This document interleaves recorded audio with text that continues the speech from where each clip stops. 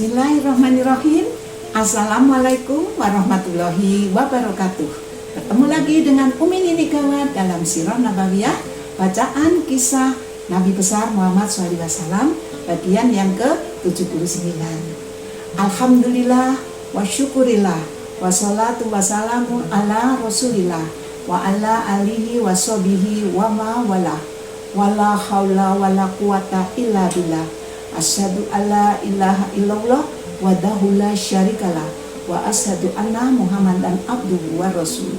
Saudara-saudaraku, sahabat-sahabatku semua dimanapun kalian berada, Umi Nini doakan selalu diberikan Allah sehat, afiat jasmani rohani, umur yang panjang, rizki yang berkah, iman takwa yang meningkat, dan selalu dalam lindungan dan kasih sayang Allah SWT. Amin ya robbal alamin. Kita mulai dengan bab yang ke-79. Umi Nini Gawat hadir bekerja sama dengan JN YouTube channel. Maka dari itu jangan lupa like, subscribe, komen, dan bagikan. Terima kasih. Dan dalam pandemi COVID-19 ini, setiap keluar rumah ikuti protokol kesehatan yang dianjurkan oleh pemerintah, yaitu memakai masker, mencuci tangan dengan sabun, menjaga jarak, menjauhi kerumunan, dan kurangi mobilisasi. Oke, kita mulai. Allahumma sholli ala sayyidina Muhammad wa ala ali sayyidina Muhammad. Bab yang ke-79 ini adalah serangan umum, yaitu perang tanding tersebut merupakan permulaan yang buruk bagi kaum musyrikin. Mereka kehilangan 3 pemimpinnya sekaligus, maka meluaplah kemarahan mereka, kemudian menyerang kaum muslim secara serentak. Adapun kaum muslimin setelah meminta pertolongan kepada Rabb, kepada Allah SWT, mereka mengikhlaskan niat kepadanya dan merendahkan diri kepadanya. Mereka menerima serangan dari kaum musyrikin yang secara bertubi-tubi dengan sikap yang bertahan, tetapi mereka berhasil memberikan banyak kerugian kepada kaum musyrikin. Mereka meneriakkan kata-kata ahad, ahad, ahad.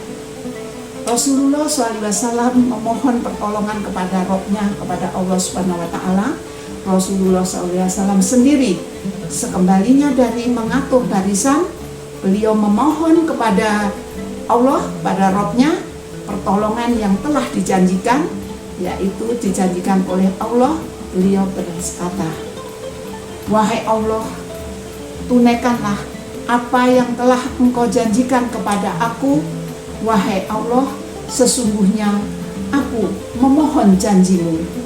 Ketika perang berkecamuk,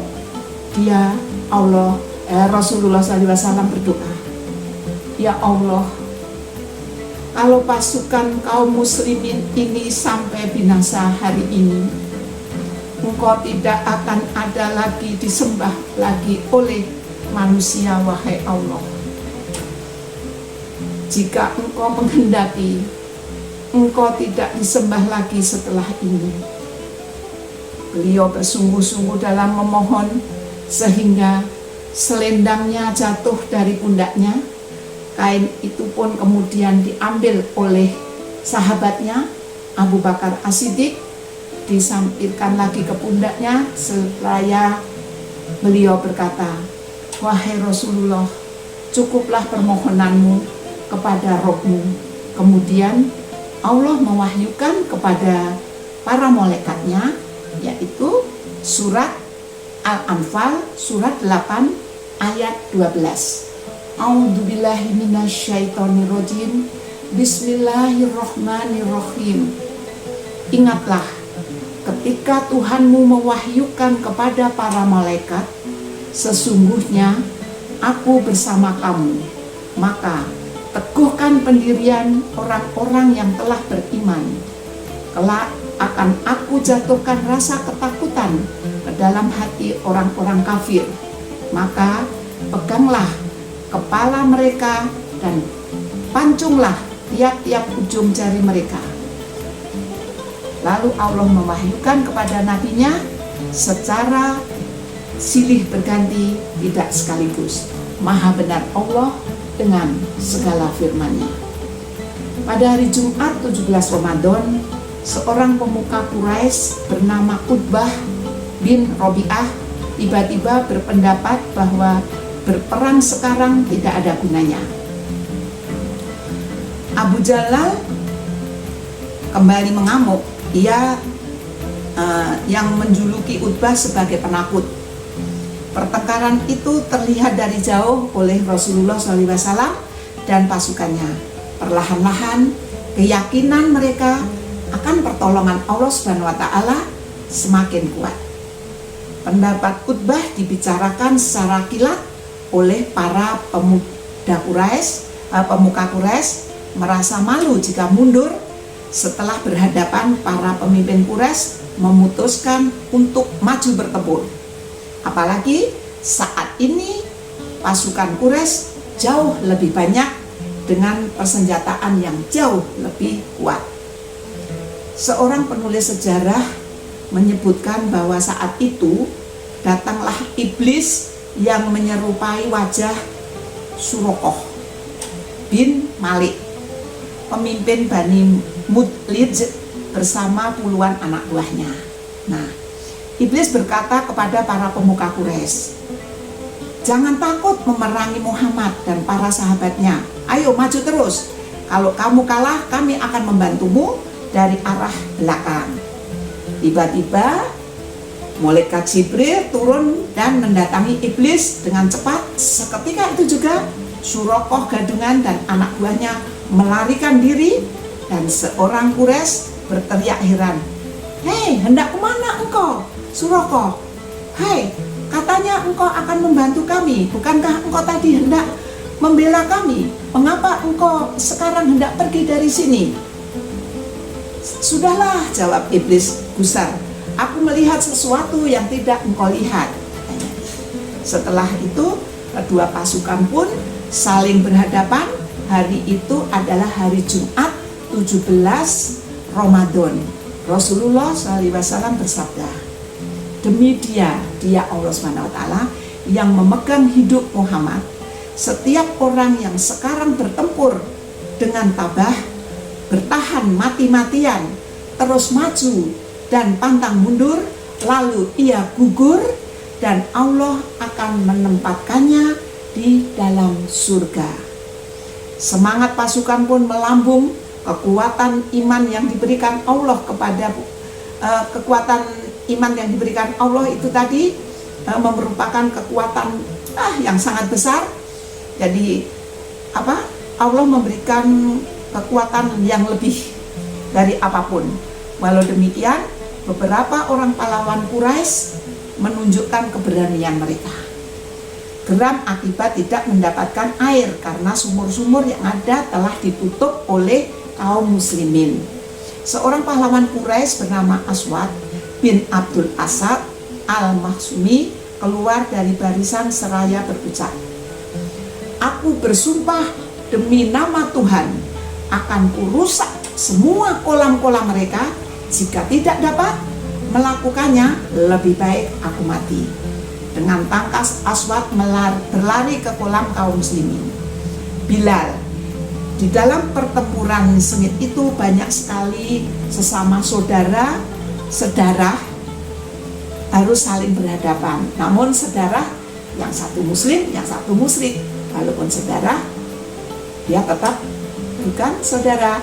Makanya kita semua orang muslim adalah saudara sesama muslim.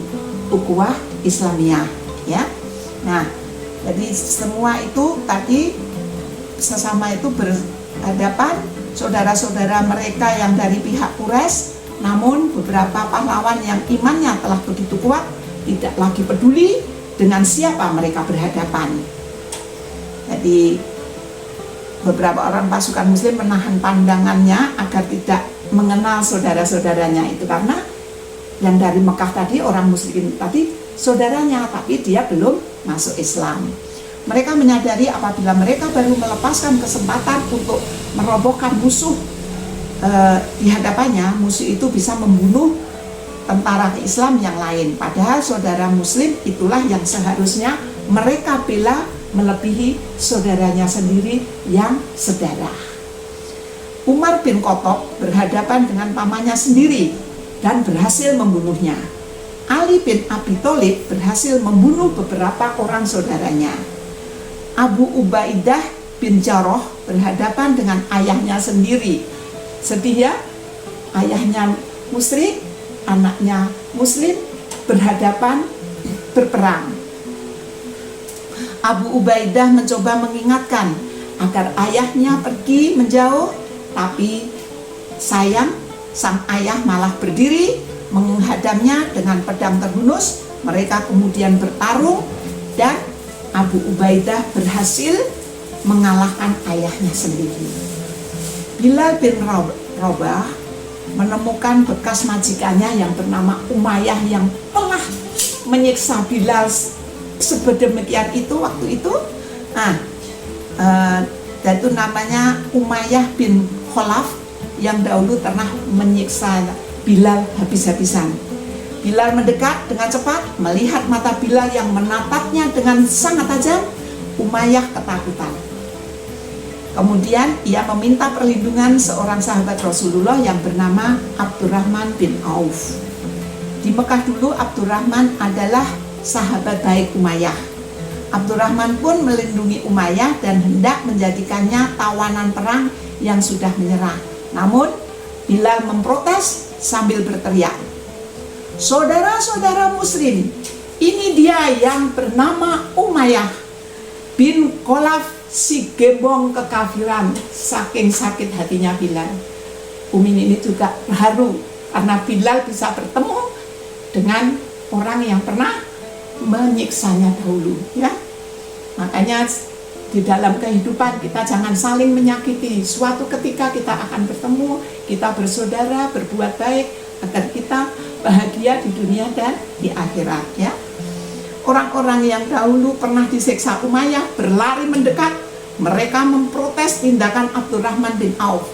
Tidak akan selamat aku jika Umayyah masih hidup. Demikian tekad kuat Bilal.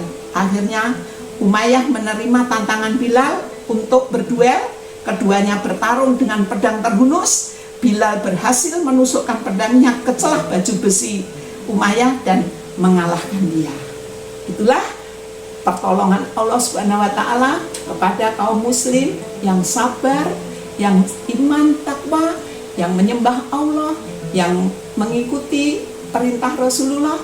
Dia diberikan kemenangan, kekuatan. Demikian untuk bab yang ke-79. Mudah-mudahan bisa kita ambil hikmahnya, kita petik semua apa yang Umi Nini bacakan tadi bisa menjadi teladan kita. Apabila ada tutur kata dan kata-kata yang Umi Nini ucapkan keliru atau salah, mohon bisa dimaafkan. Billahi taufiq wal hidayah. Wassalamualaikum warahmatullahi wabarakatuh.